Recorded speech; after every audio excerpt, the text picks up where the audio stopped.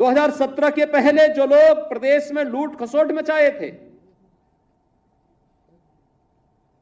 आज जब उनके सपनों पर पानी फिर चुका है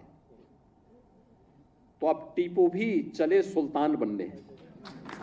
सपना देख रहे हैं, सपना देख रहे हैं। आपने देखा होगा ना, आज से 8-10 वर्ष पहले एक धारावाहिक आया था, मुंगेरी लाल के हसीन सपने। सपना देखना, वैसे भी इन लोगों को सपने ही दिखाई देते हैं। सपने देखने की इन लोगों की आदत रही है, क्योंकि तब जब जनता ने इन्हें अवसर दिया था, तब उन्होंने प्रदेश के युवाओं के भविष्य के साथ खिलवाड़ करने में कोई गुरेज नहीं की थी। पहचान का संकट खड़ा किया था, पहचान का संकट खड़ा किया था प्रदेश के सामने, युवाओं के सामने, व्यापारियों के सामने, यहां के उद्यमियों के सामने। और इन युवाओं के भविष्य के साथ खिलवाड़ किया था। आज तो मैं देख रहा था, ये युवा आज तो चाहे वह किसी भी जिले का हो, आज नियुक्ति प्राप्त करने का अधिकारी दिखता है, बेझिझक आ सकता है। और इसलिए मैं कह रहा हूं कि आपकी प्रतिभा है, आप सिलेक्शन हो गए, आप में क्षमता थी, आपका सिलेक्शन हो गया। कोई आपके मार्ग में बैरियर नहीं बना। और आपकी योग्यता और क्षमता के बाद भी अगर कोई बैरियर बनता तो उसी बैरियर को हटाने के लिए तो हम लोग हैं, ये मंच है, उसी बैरियर को हटाने के लिए हम लोग यहां पर आए हैं। और आगे भी हम इस बात के लिए आश्वस्त करते हैं प्रदेश के युवाओं को कि उनकी योग्यता और क्षमता के सामने अगर कोई बैरियर बनेगा, उस बैरियर को हटाएंगे, उस बैरियर को तोड़ेंगे। और जो लोग फिर भी बेईमानी और भ्रष्टाचार फैलाएंगे तो उनकी संपत्ति को कुड़क करके गरीबों में वितरित करने का काम भी करेंगे। कोई गुरेज नहीं। लोगों को अवसर मिला, उन्होंने पहले पहचान का संकट खड़ा किया अपनी अराजक गतिविधियों से, अपने भ्रष्टाचारी गतिविधियों से, और फिर प्रदेश को दंगों की आग में झोंकने का काम भी किया था। प्रदेश के शांतिपूर्ण और सौहार्दपूर्ण माहौल को आपस में ही लड़ाने का काम किया। पहले जाति जाति को लड़ाया, फिर वर्ग, मत और मजहबों को आपस में ही भिड़ाने का काम किया। महीनों महीनों दंगों की आग में झुलसता रहा उत्तर प्रदेश। तो उत्तर प्रदेश जब शांति और सौहार्द नहीं रहेगा, कोई निवेश क्यों करेगा? विकास कैसे हो पाएगा? पहचान का संकट खड़ा होगा, हर तबके का व्यक्ति तबाह होगा।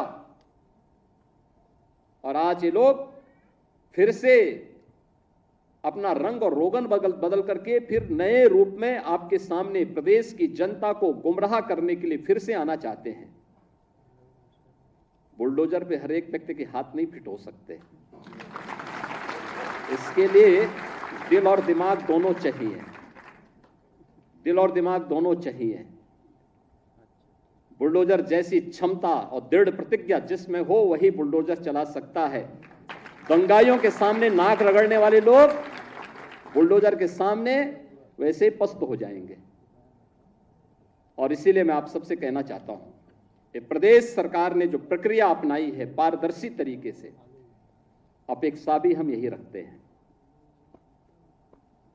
जनता से जुड़े हुए कोई भी कार्य, कोई देर नहीं होनी चाहिए। ईज ऑफ लिविंग के लक्ष्य को प्राप्त करना, ईज ऑफ डूइंग बिजनेस जब हम लोग आए थे, यानी व्यवसाय की सुगमता जब हम लोग आए थे 17 में, 14वें नंबर पर उत्तर प्रदेश था। आज हम अचीवर स्टेट हैं। 1 और 2 की लड़ाई में उत्तर प्रदेश आज आगे बढ़ रहा है, तेजी के साथ आगे। पहले प्रदेश में जब दंगे होते थे, अराजकता थी, तो एयर कनेक्टिविटी जोड़ के करेंगे क्या? हवाई जहाज से आएगा कौन? कोई नहीं आता था। आज तो 2 एयरपोर्ट से हम 9 एयरपोर्ट को तो क्रियाशील कर चुके हैं। 10 नए एयरपोर्ट पे हमारे कार्य चल रहे हैं। जो एयरपोर्ट 9 चल रहे हैं, इनमें से 4 तो इंटरनेशनल एयरपोर्ट हैं। 5वां भारत का सबसे बड़ा एयरपोर्ट भी हम उत्तर प्रदेश के अंदर जेवर में बना रहे हैं। आखिर यह काम लंबे समय तक प्रदेश में शासन करने वाली कांग्रेस, समाजवादी पार्टी या बहुजन समाजवादी पार्टी क्यों नहीं कर पाई? इंफ्रास्ट्रक्चर क्यों नहीं दे पाए? ये तो बिजली देने में भेदभाव करते थे, ये लोग तो सड़क बनाने में भेदभाव करते थे, ये लोग तो नौजवानों को नौकरी देने में भेदभाव करते थे। कोई कल्पना भी नहीं कर सकता। मैं भी बैठा हुआ था यहां पे, ओम प्रकाश राजभर जी मुझे बता रहे थे कि पहली बार पंचायती राज विभाग में किसी राजभर की नियुक्ति हो रही है। और मुझे लगता है तो देखिए उन्होंने उनकी पीड़ा, राजभर, एक राजभर नौजवान की नियुक्ति, ये चीजें दिखाती हैं पारदर्शी तरीके से नियुक्ति हो रही है। आखिर वह नौजवान भी तो होगा, वह भी तो प्रदेश का हिस्सा है, क्यों नहीं उसकी नियुक्ति होनी चाहिए थी? मैं देख रहा था नियुक्ति पत्र, जब मैं देख रहा था प्रयागराज का एक नौजवान और एक बेटी, दोनों नियुक्ति पत्र प्राप्त किए, दोनों अनुसूचित जाति से जुड़े हुए थे। इनका भी पहले अधिकार होता था, क्यों नहीं इनको नियुक्ति पत्र मिलती थी? कारण था नियत साफ नहीं थी। चाचा और भतीजे में होड़ लगती थी वसूली को लेकर के, कौन कितना वसूल कर ले। एरिया बटे हुए थे। मैं देख रहा हूं ना इस समय कुछ आदमखोर भेड़िया प्रदेश के अंदर अलग अलग जनपदों में उत्पात मचा रहे हैं, और कमोबेश यही स्थिति 2017 के पहले प्रदेश की थी। ये लोग उस समय कितनी तबाही मचाए हुए थे, किसी से छुपा हुआ नहीं है। और इनके भी एरिया बटे हुए थे वसूली के, कहीं चाचा कहीं भतीजे, महाभारत के सारे रिश्ते थे, सारे रिश्ते।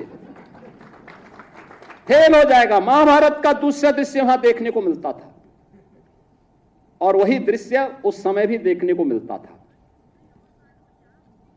बहन और भाइयों, मैं तो केवल आपसे एक ही बात कहूंगा, कि जो लोग बोलते हैं इनको अवसर दिया गया था, जब उन्होंने नहीं किया है और जब इन्हें अवसर मिला है कि वो लूट खसोट किए हैं,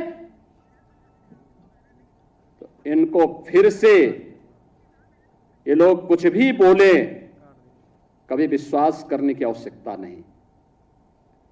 ये लोग बोलते रहेंगे, क्योंकि इनके पास अब बोलने के सिवाय कुछ भी नहीं बचा हुआ है। जनता इनको देख चुकी है, इनका गुंडागिर्दी देख चुकी है, इनकी अराजकता देख चुकी है, इनके द्वारा किए जाने वाले अमर्यादित आचरण को देख चुकी है।